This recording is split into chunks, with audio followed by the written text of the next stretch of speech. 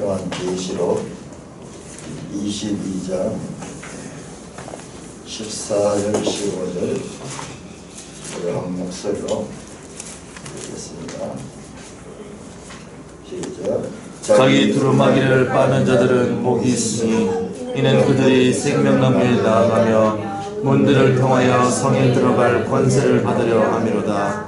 개들과 점술가들과 음행하는 자들과 살인자들과 우상숭배자들과 및 거짓말을 좋아하며 지어내는 자는 다 성삼박에 있으리라.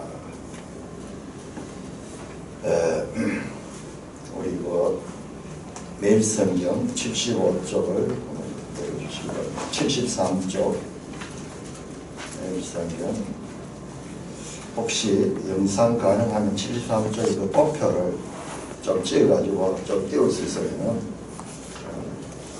좋겠습니다. 자, 우리가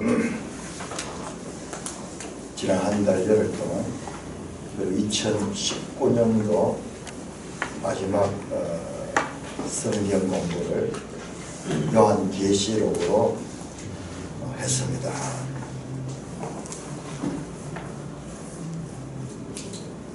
참 이 한 달 열흘 동안 요한계시록 공부를 하면서 얼마나 큰 은혜를 받는지 모릅니다.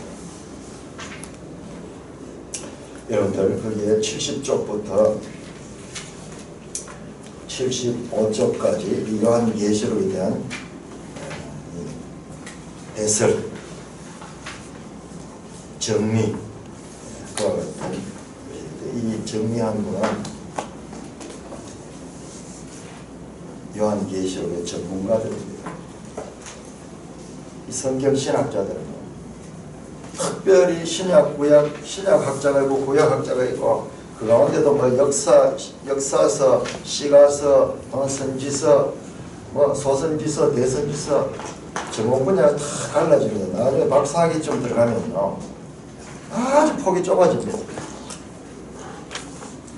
구약 성경 전체 다를 박사가 아니 그 가운데서도 어느 한 부분, 특정 부분 66권 가운데 한 권도 큽니다. 그 가운데도 몇 장 전문으로 그렇게. 근데 이분은 요한계시록을 아주 전문적으로 연구를 한 거예요. 그래서 여러분들 이 설명을 쭉 다시 한번 읽으시면 이게 읽는 게 쉽지 않을 거예요. 해보시면 글로 돼 있다고 해요. 한국말로 돼 있다고 해가지고 다 읽는다고 이해되는 게 아니에요. 집중해서 우리가 공부했던 거하고 연결해서 그렇게 쭉 보면은 정리가 되도록 되어 있어요. 그래서 70쪽에 이 요한계시록 전체 제목은 우리 같이 한번 읽겠습니다. 시작. 내 백성은 반드시 승리하리라. 이게 주제가 맞네요. 확인해 보니까 처음엔 모르고 이렇게 봤는데 내용을 다 확인해 보니까 이 요한계시록은 하나님의 백성은 승리하는 이기는 자잖아요. 이기는 자. 내 백성은 교회입니다. 교회 가운데 그 이기는 자.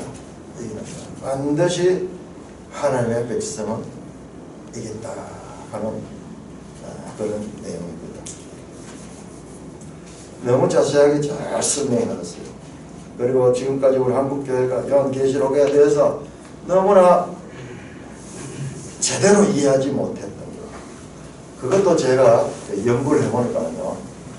그게 거짓 선지자들의 공작에서 거짓 선지자들이 공작을 했어요. 이 요한계시록을 제대로 공부해보면요.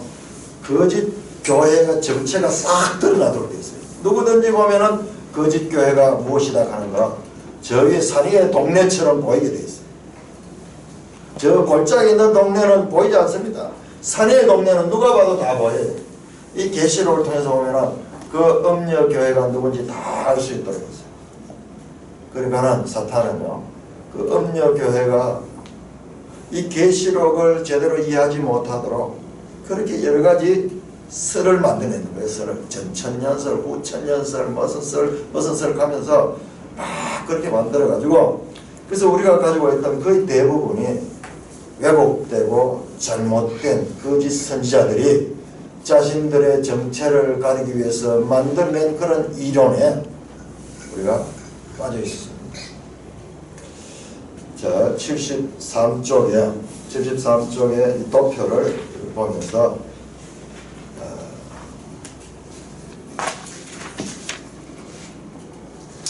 서론 1장은 서론이고 2장 3장은 일곱 교회입니다. 모든 것은 2장 3장과 연결되어 있습니다. 이 교회와 연결되어 있습니다. 뒤에 나오는 이 사건들과 이 모든 것들은 이 교회와 연결되어 있습니다. 그 다음에 4장 5장에서 하늘 보좌가 나오고 4장에서 하나님 성부 하나님의 보좌가 나오고 5장에서는 어린 양, 그 보좌 앞에 어린 양이 등장하는 하늘의 장면을 쫙 보여주고, 그러므로 말미암아서 모든 이 땅에서 되어지는 일들은 하늘 보좌가 주관하신다는 것을 보여주셨어요. 그래서 어린 양이 인을 떼잖아요. 5장에서 두루마리가 있는데 7개 인으로 봉해져 있어가지고 열지 못한, 아무도 열 사람이 없어. 그런데 이 어린 양이 그걸 열 수 있는 자격을 가져. 어린 양이 그와 같은 인을 떼기에 합당한 자격을 갖추는 거예요. 그래서 6장에 그 인을 떼는 장면이 나오는 겁니다. 야. 자, 그래서 7장은 14만 4천과 더불어 셀 수 없는 많은 무리들이 나옵니다. 그러니까 이 7장은요, 이게 보니까는 제가 보는 이 7장이 이게 하늘 새 땅에 들어간 교회예요. 이 새 예루살렘 안에 있는 교회예요. 이걸 어떻게 알 수가 있는가? 우리 한번 찾아보겠습니다. 7장 15절.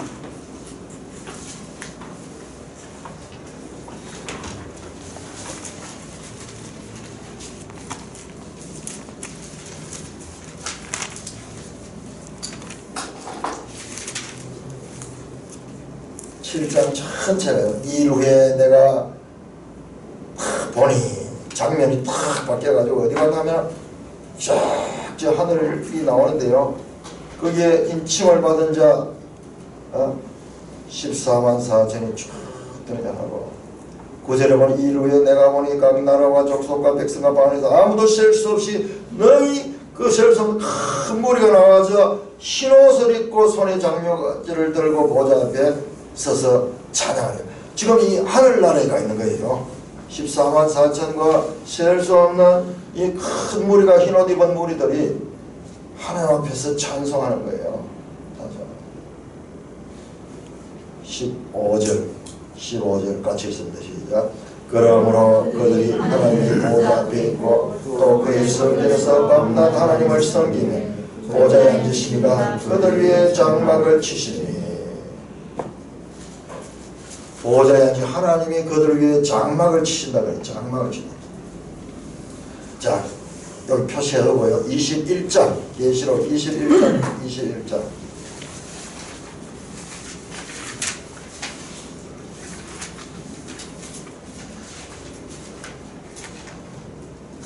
21장 3절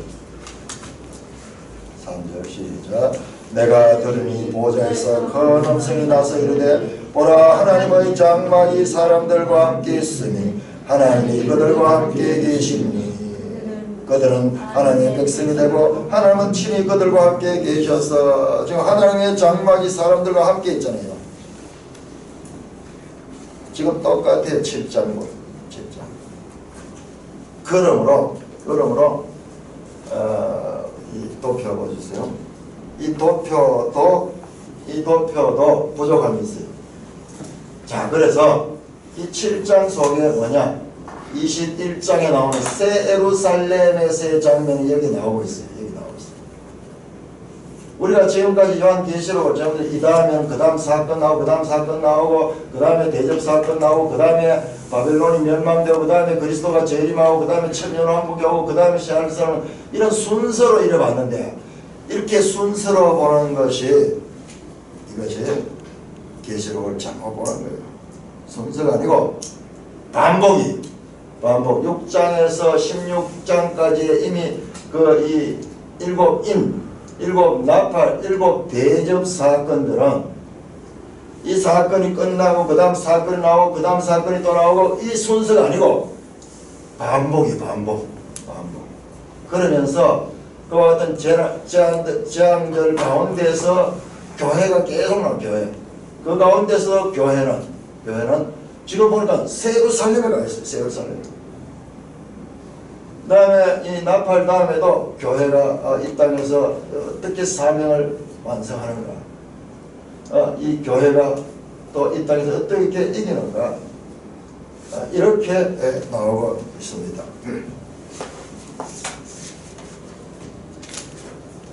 또 한번 보겠습니다.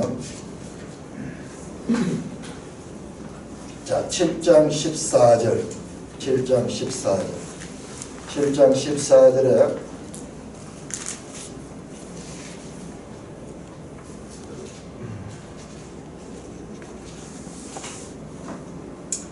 시작.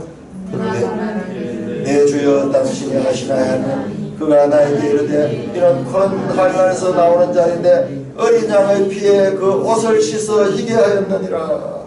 어린 양의 피로 그 옷을 씻어서 희게 된 그와 같은 자들이요. 오늘 우리가 방금 읽었던 22장 14절 22장 14절을 보세요.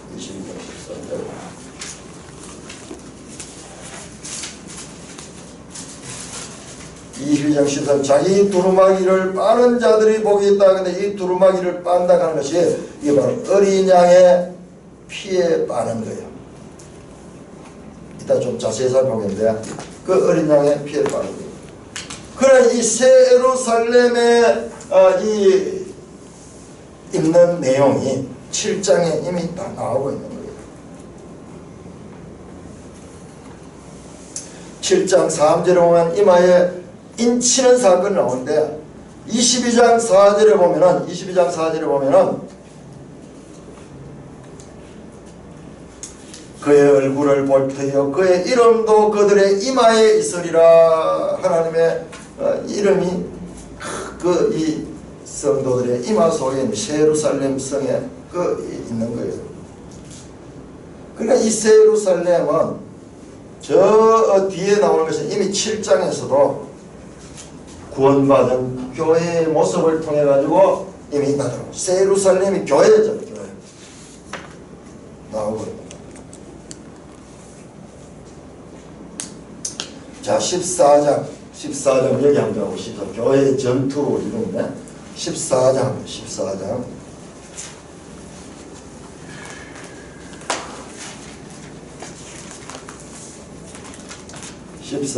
8절 14장 8절 시작. 또 다른 천사 곧 둘째가 그 길을 따라 나르되 무너졌도다 큰 성 바벨론이여 모든 나라에 그의 음행으로 말미암아 진노의 포도주를 먹이던 자들아 하더라. 18장 2절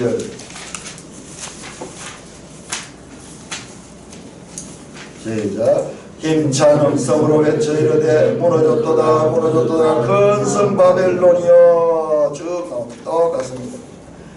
바벨론의 멸망도 18장에 가서 나타난 것이 아니라 이미 14장에서 이미 나타나고 있습니다. 이 18장 바벨론 멸망도 이 속에 이미 반복되고 있습니다.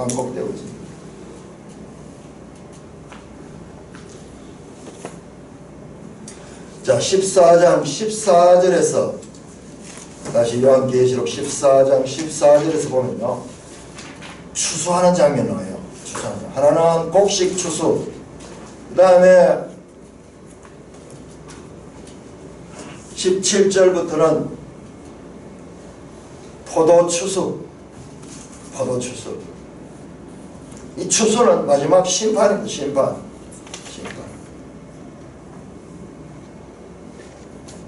구원의 추수, 심판의 추수가 나오는데 이 추수 장면도 20장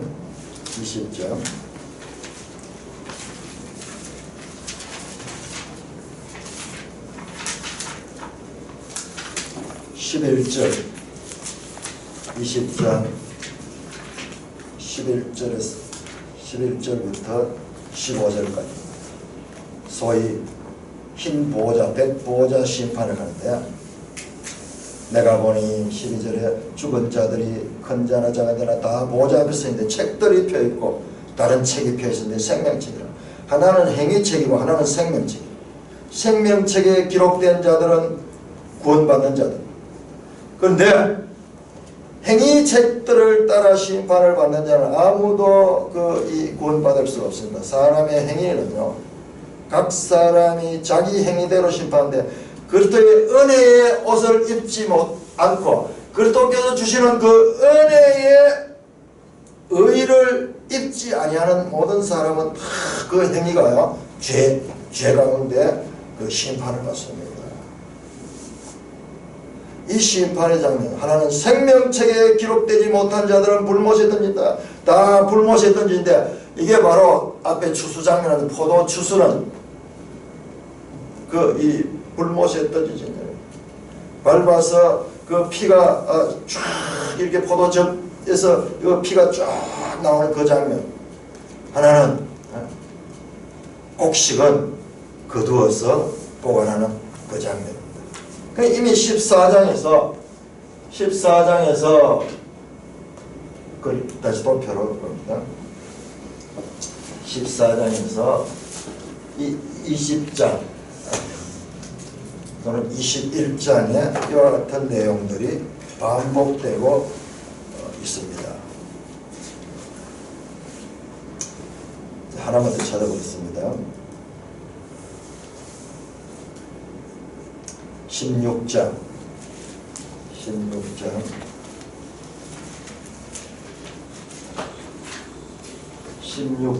여기 마지막 대접심판이죠. 일곱 대접심판.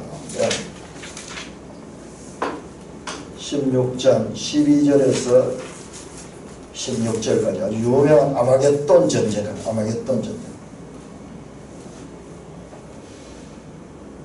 여섯째 천사가 그 대접을 큰 강 유고라 했더니 강물과 동방에 오는 왕들이 길이 되고 쫙 이러면서 16절에 새 영이 히브리어로 아마겟돈에 한 곳으로 왕들을 모으더라. 전 세계의 전쟁 같은 온 세계에서 왕들이 모여가지고 하나님과 일대 격전을 벌이고자 모이는 그와 같은 장면이 나옵니다. 최후의 전쟁장, 최후의 전쟁. 19장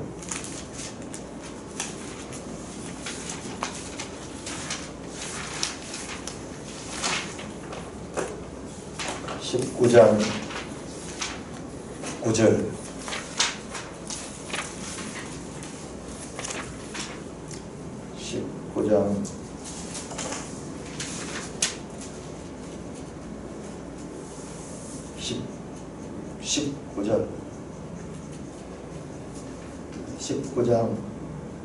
19장 19절 또 내가 보매 그 짐승과 땅의 임금들과 그의 군들이 모여 말탄 자와 그의 군대와 더불어 전쟁을 일으키다가 아까 그 장면은 똑같아요. 땅의 임금들이 다 모여가 전쟁 군대들이 모여 전쟁하려고 딱 폼을 잡는 그 같은 장면입니다.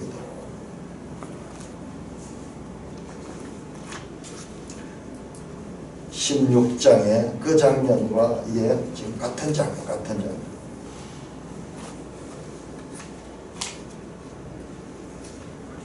그래서 최후의 전쟁, 바벨론의 멸망, 최후의 심판 또는 새 예루살렘의 이야기들이 따로 되는 것이 아니고 이 이야기들이 여기에 반복되고 있는 이야기다. 그래서 계시록 6장에서 마지막 22장까지는 예수님의 초림과 재림 사이에 있을 교회 시대에 일어나는 일들을 반복해서 보여주면서 그것을 강조하고 있는 그와 같은 내용이다. 이게 안 되니까는 계속 우리가 계시록에 나타내는 단순한 구조인데 이게 너무 복잡해지면서 우리가 제대로 전체적인 맥락을 이해하는 데 어려움이 있었던 것입니다. 자, 그래서 우리가 자세하게 지금 이 시간 다 할 수 없지만 이 큰 맥락에서 이와 같은 이 6장에서 마지막 22장까지의 내용들이 이 사건이 나고 그 다음 사건이 나고 이렇게 시간의 연속이 아니라 초림과 재림 사이의 모든 일들을 반복해서 보여주면서 점점 뒤로 갈수록 더 자세하게 보여주는 그런 구조로 이루어져 있다 하는 것을 아시고 보시면은 훨씬 더 요한계시록을 우리가 바르게 이해할 수가 있습니다. 요한계시록을 제대로 이해한다는 것은 이것은 참으로 우리가 성경을 이해하는 데서 큰 고치를 정리하는 것 같은 아주 유리한 입장이 됩니다. 자, 오늘은 개인적으로 여러분들이 감당할 수 있다면 그 내용들, 설명을 자세히 한번 읽으면서 지금 공부했던 거 이때 봐야 돼요. 이때 봐야지 그 내용들이 연결되지.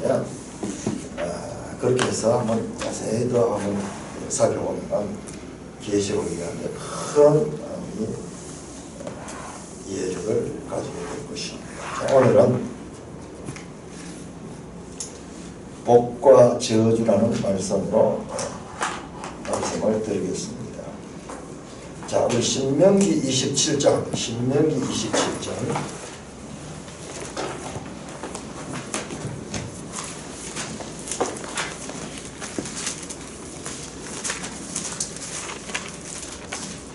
신명기 27장, 28장은 유명한 장입니다.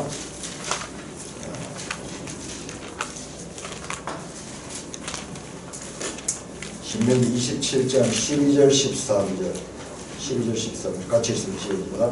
모세가 그날 백성에게 신명기 27장 11절 12절 13절 모세가 그날 백성에게 명령하여 이르되 너희가 요단을 건넌 후에 시몬과 레위와 유다와 이스라엘과 요셉과 베냐민은 백성을 축복하기 위하여 그 심산에서 르벤과 갓과 아셀과 스불론과 단과 납달리는 저주하기 위하여 에발산에 서고 다 그림이 나와요.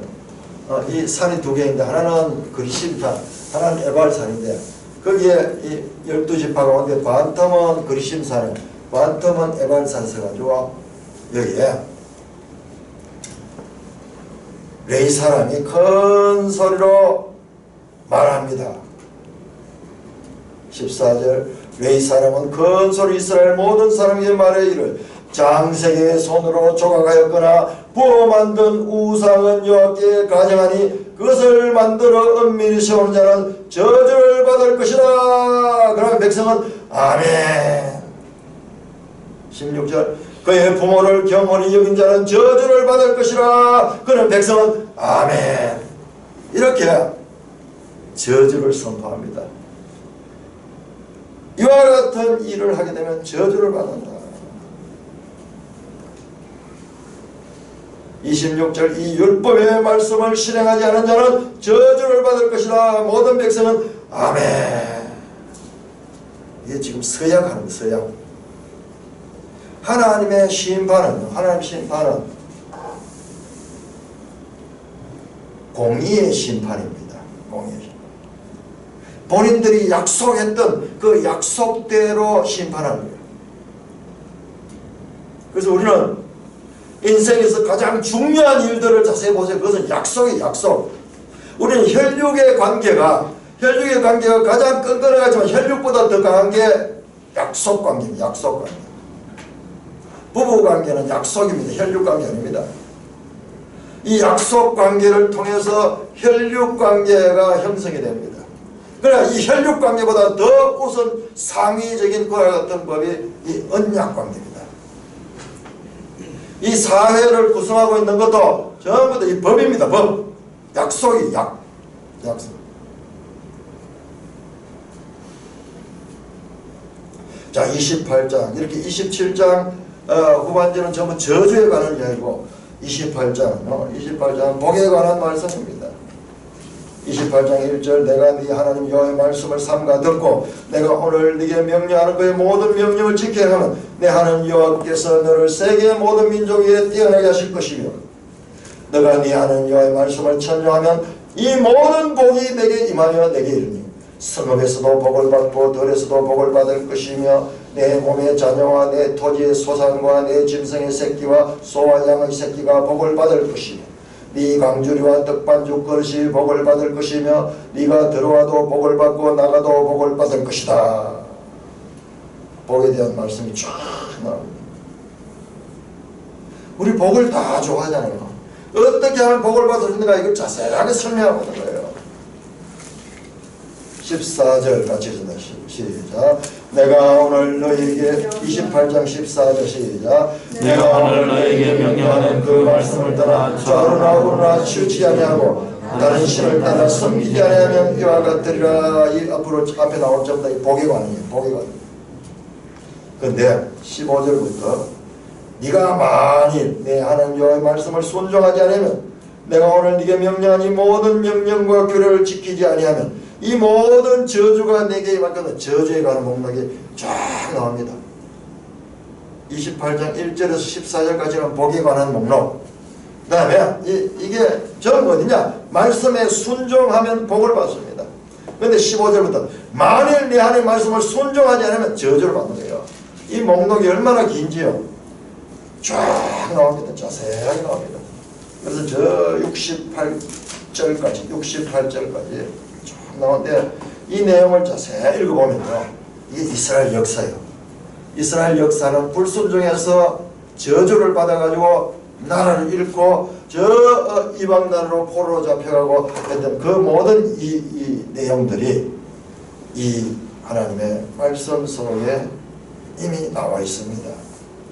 복을 받을 수 있는 길이 있고 저주를 받을 수밖에 없는 길이 있는데 두 길 가운데 이스라엘은 뭘 선택했냐? 저주를 받는 길을 선택해서 그게 뭐냐? 말씀을 순종하지 아니했던 그 결과입니다. 그러니까 구약에 이 구조도 복과 저주예요. 세상도 다 복을 구합니다. 복을 다 구하는데 그런데 그들이 구하는 복은 복이 아니에요. 그들은 복이 뭔지를 알지 못해요. 복이 되었다고 하는 일들이 얼마나 화가 되는 경우가 많은지 모릅니다. 오늘 우리가 살아가면서 이 세상에 늘 보잖아요. 늘 보잖아요.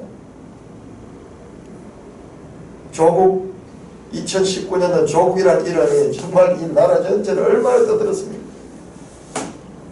세상적 관점에서만 그분보다 더 큰 복을 받은 자가 없을 거예요. 인물도 잘났는 데다가 공부도 잘하고 서울대학 교수에다가 청와대 정무수석까지 하고 이제 법무부 장관까지 하고 그야말로 세상의 모든 복을 가진 줄 알았지만 지금 그보다 더 큰 저주를 받은 자가 온 가족이 지금 범죄자로 몰리고 불안한 가운데 지금 있습니다. 세상이 주는 복은요, 세상은 그 복이 무엇인지에 대한 그 개념조차 알지 못하는 거예요. 하나님을 알지 못하기 때문에 근본을 모르는 거예요. 저주를 복으로 생각하고 복을 저주로 생각하는 세상의 무지함은 하나님 말씀을 모르기 때문에 그런 거예요. 자, 계시록 19장으로 19장.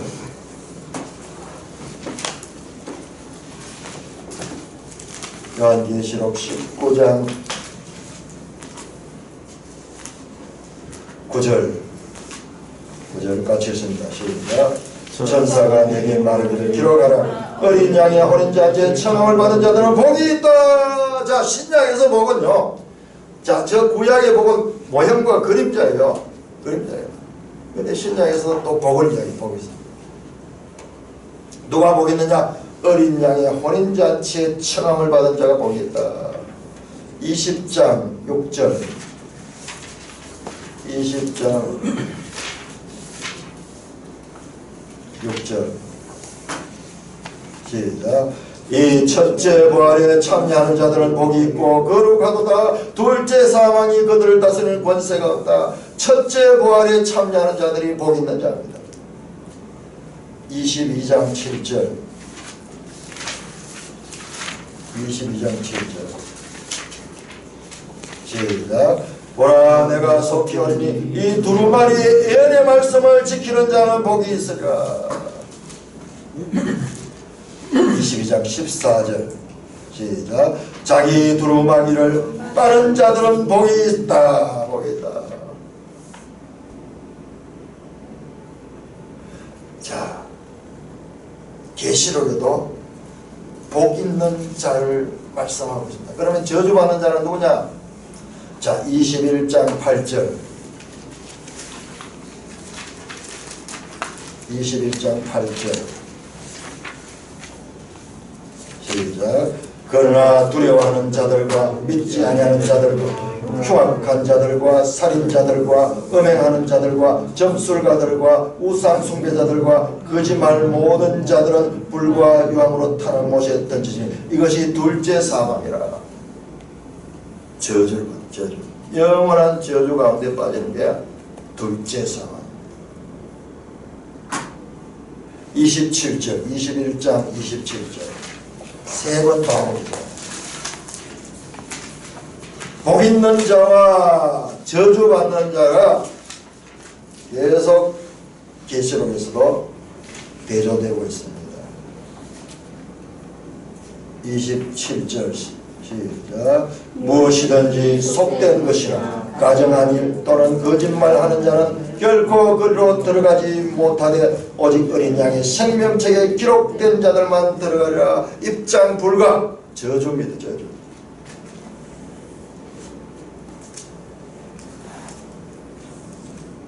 복에서 배제됩니다. 22장 15절 22장 15절 우리가 오늘 읽었던 그 말씀입니다. 개들과 점술가들과 음행하는 자들과 살인자들과 우생숭배자들 및 거짓말을 좋아하며 지하는 자는 다 성 밖에 있으라. 성 밖에 있는 것. 이게 저주예요. 저주. 저주라는 단어는 안 나오지만 이 행위 자체가 저주예요. 구약 성경에 이미 이게 저주로 다 나와 있습니다.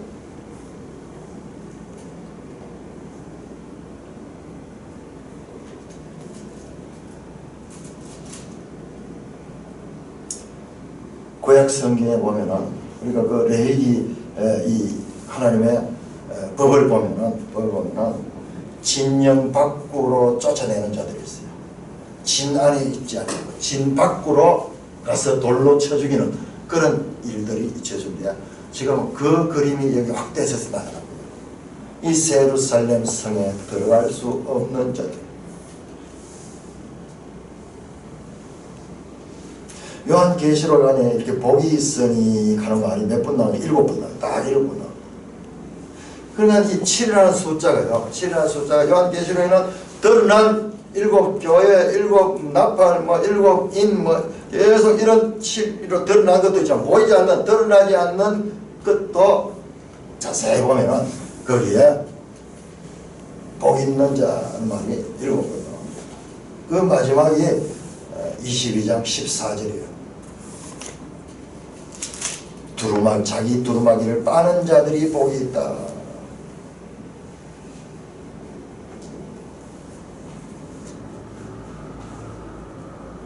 여기에서 두루마기를 빠는 자들을 가는 이 말과요. 7장 14절하고 7장 자 요한계시록 7장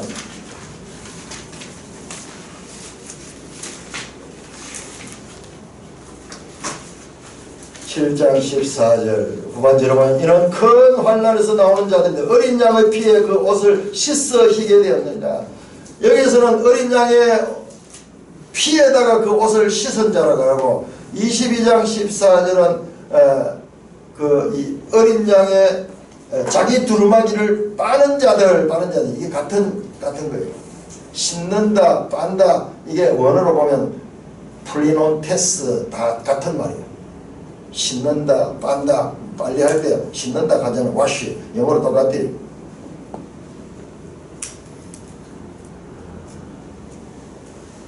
우리가 새 옷을 입어도 새 옷을 입고 이렇게 생활하면은 처음에는 깨끗한 그 새 옷도 시간이 지나면 옷에 때가 묻습니다. 때가 묻습니다. 자, 그럴 적에 어린 양의 그 옷을 씻어서 빨아서 깨끗하게 하는 자, 이 자가 복이 있다고 말씀하고 있습니다.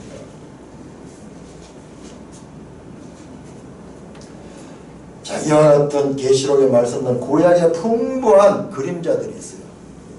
여러분 출애굽기 19장에 그 시내산 언약을 받을 때요, 이제 그런 부분이 여사람 모양이 자세합니다. 출애굽기 19장 10절에 이렇게 말하면 여호와께서 모세에게 이르시되 너는 백성에 이르와서 오늘과 내일 그들을 성결하게 하며 그들에게 옷을 빨게 하라. 하나님 앞에 백성들이 나올 적에 옷을 빨게 합니다. 옷을. 그래서 그들이 다 옷을 빨아가지고 14절에 보면 다 그들이 자기의 옷을 빨더라.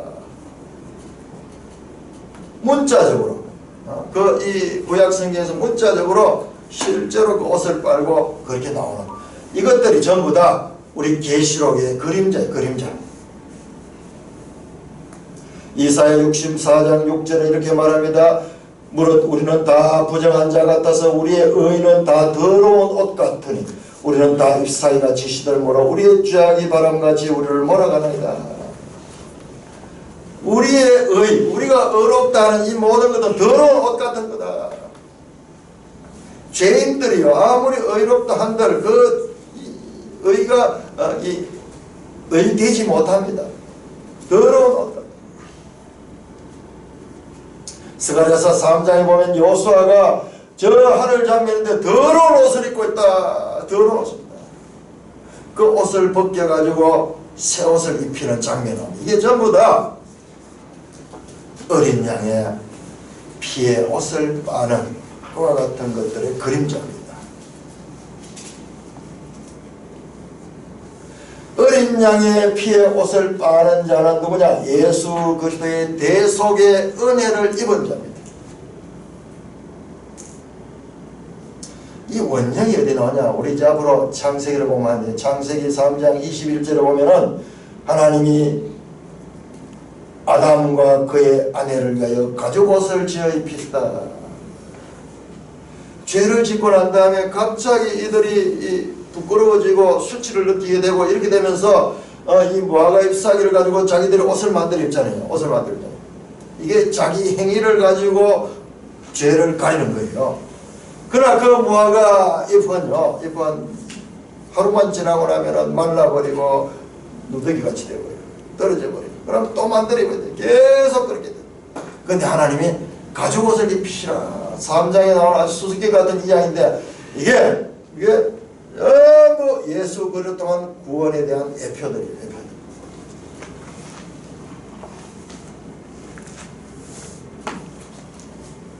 어린 양의 대속의 은혜를 입는 자들, 바로 그와 같은 자들이 복이 있고, 그리고 그 입은 옷이 더러워지면 다시 그것을 계속 빠는 자, 그 빠는 자. 우리가 예수 그리스도를 믿을 적에 하나님께서 우리를 의롭다 칭의의 옷을 입혀줍니다. 칭의의 옷을 입힙니다. 그러나 우리가 아직 이 땅 가운데 살면서 우리가 입은 그 옷도 더러워지게 됩니다. 그럴 적에 그 옷을 빨아야 돼요. 개인적으로도 하나님 앞에 회개의 기도, 우리가 주일날 예배 드릴 적마다 이 회개의 기도 할 적에 그때 진지하게 하나님 앞에 그 옷을 빨아야 돼요. 빨아야 돼요. 그러면은 하나님께서 우리를 깨끗하게 준다. 요한일서 1장 7절 이렇게 말합니다. 그가 빛 가운데 계신 같이 우리도 빛 가운데 행하면 우리가 서로 사귐 있고 그 아들 예수의 피가 우리를 모든 죄에서 깨끗하게 하실 것이요.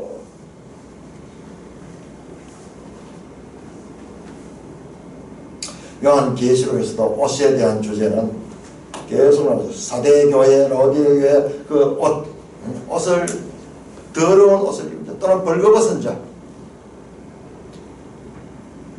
그들에게 옷을 입고 벌거벗을 것을 가리라고 말씀합니다. 그리고 요한계시록 계속 흰옷을 입은 이것은 승리한 성도들을 나타내는 그와 같은 표현이었습니다. 6장 11절에 이렇게 말합니다. 각각 그들에게 흰 두루마기를 주시며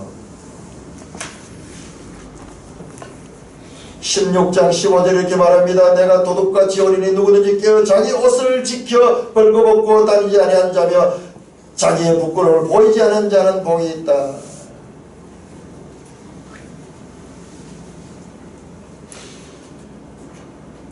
자, 22장 14절 다시 한번 보십시오.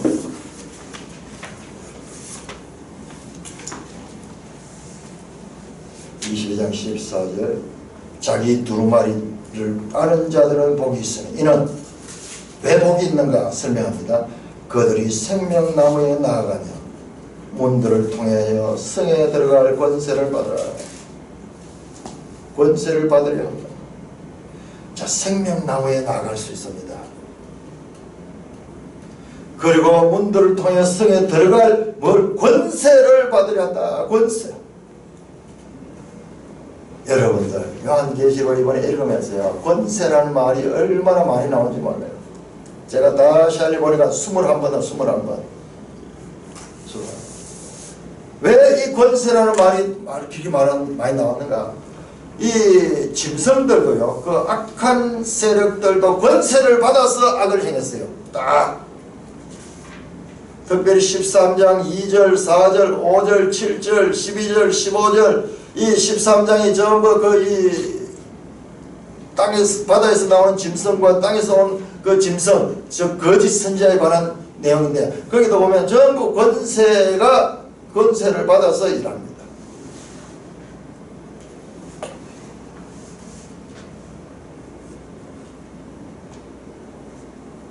생명나무에 나가며 문을 통해 성에 들어갈 권세를 받는다. 이 권세 이전에 없던 권세입니다. 생명나무에 창세기 3장에 사람은 나가지 못하도록 거기에는 천사들이 불칼을 가지고 출입하지 못하도록 막았습니다.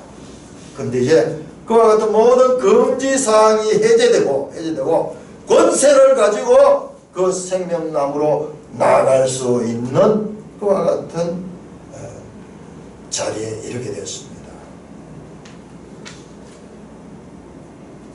이것은 무슨 말이냐? 20장 6절에 보면 둘째 사망이 그들을 다스리는 권세가 없다 그렇게 되죠. 둘째 사망이 그들을 다스리는 권세가 없다. 이 둘째 사망은 영원한 벌입니다. 영원한 벌. 둘째 사망이 그들을 다스리는 권세가 없다는 말은 그들이 생명나무에 나아갈 수 있는 권세를 가졌다는 말의 소극적인 표현입니다. 생명나무에 나아가는 것은 적극적인 표현입니다. 둘째 사망이 그들을 다스리는 권세가 없다는 것은 소극적인 그런 표현입니다.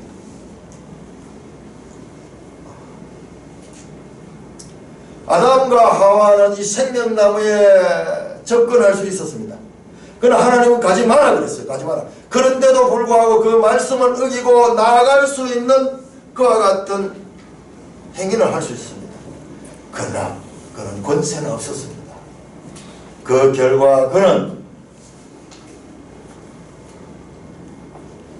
타락하게 되고 그리고 그 이후 생명나무에 접근 금지, 출입 금지 추방이 되었습니다. 에덴에서 추방당했습니다. 그러나 오늘 이 본문에 보니까는 새 창조에 들어간 성도들은 생명나무에 나아가며 문들을 통하여 성에 들어갈 수 있는 권세를 가지고 있습니다.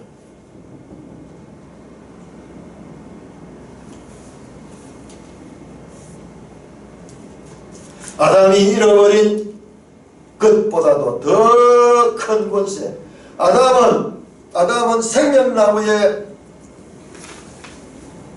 나아갈 수 있는 권세를 갖지 못했지만 그러나 새 예루살렘의 교회는 이제 생명나무로 마음껏 나아갈 수 있는 권세를 가지고 있습니다.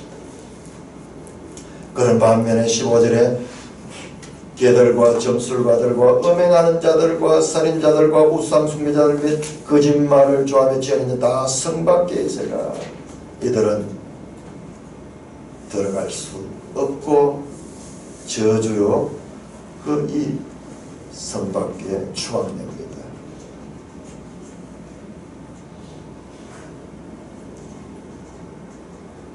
그들은 성 밖에 있습니다. 아웃 엑소 가는 헬라인데 성 밖으로 쫓겨납니다. 레위 24장 14절 16절에 이렇게 합니다.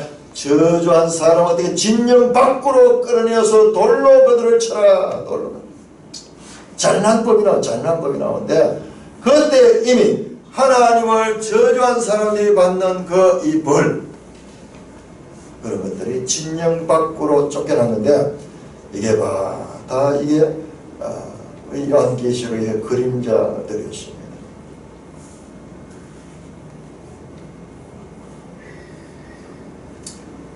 요한계시록 마지막에 나오는 이 두 무리, 하나는 생명나무를 통하여 그 성에 들어갈 수 있는 권세를 받은 자들과 출입 금지를 당하고 성 밖에 쫓겨난 자들이 있습니다. 자, 그 쫓겨난 자들의 이 목록을 보면 개들과 점술가들과 음행하는 자들과 살인자들과 우상숭배자들과 및 거짓말을 좋아하며 지어낸 자, 여기에 21장 8절 그리고 21장 27절 그리고 여기에 22장 15절에 세 번 걸쳐서 겹쳐지는 내용, 공통적으로 제일 마지막에 나오는 것이 바로 거짓말을 좋아하며 지어내는 자입니다. 우리가 이 웅장한 이 구원의 드라마 가운데 끝에 가서 무슨 거짓말 하는 거 이런 게 어떻게 죄가 되는가 이렇게 생각하기 쉬운데 이게 바로 거짓의 아비 사탄에 속한 자, 사탄은 거짓의 아비고 그가 하는 모든 일은 속임수입니다. 미혹하는 겁니다. 그러므로 거짓말하며 사는 자들은 특별히 사탄과 결탁되어 있는 그와 같은 존재들인 것을 다시 한번 우리는 알 수가 있습니다. 사랑하는 형제 자매 여러분, 성경은 모든 사람이 복을 받고 저주의 길에서 멀어지게 하기 위하여 하나님의 뜻을 가르쳐주는 책이에요. 이렇게 하면은 저주를 받는다, 이건 불행한 것이다, 계속 반복해서 보여줬어요. 마지막까지 지금 두 길을 보여주고 있습니다. 옷을 빠는다는 것은 더러운 것을 정결케 하는 이미지입니다. 우리는 예수 그리스도를 믿고 구원의 옷을 입은 자들입니다. 그럼에도 불구하고 아직 죄의 지배를 받기도 하기 때문에 우리의 더러워진 옷은 빨아야 됩니다. 교회 시대는 초림과 주님이 재림하는 그 사이 이미 주님이 오셨지만 아직 재림은 하지 않았습니다. 그러므로 우리는 계속해서 우리의 의의 옷을 빨 수 있는 그와 같은 회개의 삶을 살아야 되는 자들. 요한계시록은 사탄이 누구며 그리고 사탄과 함께한 짐승 그리고 거짓 선지자 즉 거짓 삼위일체의 활동을 자세히 우리에게 보여줬습니다. 자, 그들은 무신론을 주장하거나 교회 바깥의 존재가 아니라 교회 안에 들어와서 거짓 복음으로 성도들을 미혹해 하는 존재들입니다. 자, 우리 창세기 이제 공부하는데요, 새롭게 보이더라고요. 계시록을 공부하고 지금 창세기를 보니까 새롭게 보여요. 에덴 동산 안에 침입한 에뱀, 사람들을 속였잖아요. 이게 이 하나의 원형이 되고, 그 다음에 이 교회 시대 안에도 지금 그 일이 계속 확대 생산되고 있는 것을 우리는 볼 수 있습니다. 성경의 마지막 책인 요한계시록과 이제 처음 책인 창세기의 삼관경기를 자세히 살피면서 무엇이 바른 복음이고 무엇이 다른 복음인지 잘 분별해요. 날마다 말씀으로 시송을 받고 생명나무의 열매들을 이 땅에서부터 먹는 산돌교회 되시기를 주님의 이름으로 축원합니다. 아멘. 하나님 아버지 은혜를 감사합니다. 아버지 하나님, 우리에게 하나님의 말씀을 주셨어. 이 말씀을 통하여 우리가 생명의 길, 영생의 길을 가기를 하나님은 원하시오. 또한 이 말씀을 통하여 우리가 어떤 길로 가지 않아야 될지도 반복해서 가르쳐 주시고 있는 하나님의 자비하심과 하나님의 친절하심과 하나님의 낮추심을 찬송합니다. 하나님께서 우리에게 하나님의 차원에서 이와 같은 일들을 아무리 우리에게 전해줘도 우리가 알아들을 수 없을 텐데 친히 사람의 글을 통하여 많은 그림들을 통하여 그리고 여러가지 경험들을 통하여 하나님의 높고 크신 뜻을 우리가 알아들을 수 있도록 66권 성경책을 주셔신 감사를 드립니다. 주신 이 책들을 잘 깨닫고 잘 지켜서 생명나무에 나가며 문들을 통하여 성에 들어갈 권세를 받는 저희들 되게 하여 주시옵소서. 예수님 이름으로 감사하며 기도드리옵나이다. 아멘.